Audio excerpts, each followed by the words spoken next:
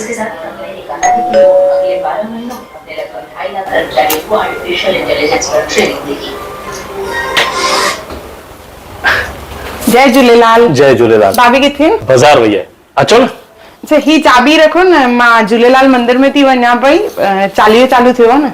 हाँ बराबर, अचो। छुट्टी आहे, तव्हां नथा वञो या झूलेलाल जे मंदिर में? छुट्टी छाजी छुट्टी? हफ्ते में मिले हिकिड़ो अधु ॾींहुं छुट्टी, उनमें बि आराम कयूं कि न मंदिरनि में वञो? इहो छा था चओ पिया?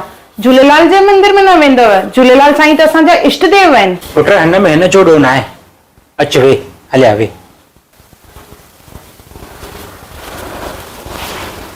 दरअसल असां पंहिंजे ॿारनि खे झूलेलाल साईं जी महिमा ॿुधाई न आहे। ॿुधो, झूलेलाल साईं जनम ई वरितो असां हिंदू धर्म जी रक्षा जे लाइ। हिंदू धर्म जी रक्षा लाइ? मतलब? पुट तूं ई न सम्झा झूलेलाल साईं जी महिमा।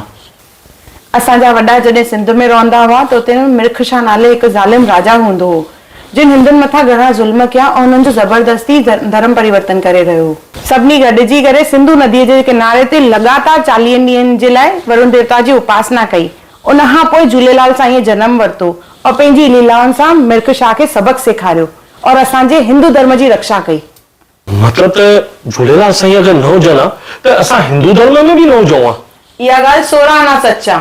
विरहाङे खां पोइ जॾहिं असां लॾे आयासीं त ज़िंदगी जी लाहिन चारियुनि में ऐं पेट पालण जे चकर में असां झूलण जी महिमा ॿुधाए कोन सघियासीं। दादा हाणे बि का देर न थी आहे, जब जागो तब सवेरा। हाणे बि नई शुरूआत करे सघंदा आहियूं असां, घर घर ताईं झूलण जी महिमा पहुचाईंदासीं। सही थी चई पुट। न बाबा, ग़लती सिर्फ़ तव्हांजी न आहे, ग़लती असांजी बि आहे। असांजी पीढ़ीअ कॾहिं पंहिंजे इष्ट देवता जे बारे में ॼाण रखण जी कोशिश ई न कई आहे, पर जेका ग़लती थी वई उनखे असां ईंदड़ पीढ़ीअ ताईं न पहुचाईंदासीं। असां पंहिंजे ईंदड़ पीढ़ीअ खे झूलण जी हर महिमा लाइ ॿुधाईंदासीं। शाबाश पुट। असांजी ईंदड़ पीढ़ी असांजे ॿारनि खे असांजे धर्म, असांजे इष्ट देव और उन्हनि जी महिमाउनि लाइ ज़रूर ॿुधाइजो। चेटीचंड ऐं चालीहे जे बारे में ज़रूर ॿुधाइजो। सिंधी खाधा, सिंधी पहिराव ऐं सिंधी ॾिण वारनि जे बारे में बि ॿुधायो। हथ जोड़े तव्हांखे वेनती था कयूं पिया त पंहिंजी सिंधियत न छॾिजो। जय झूलेलाल।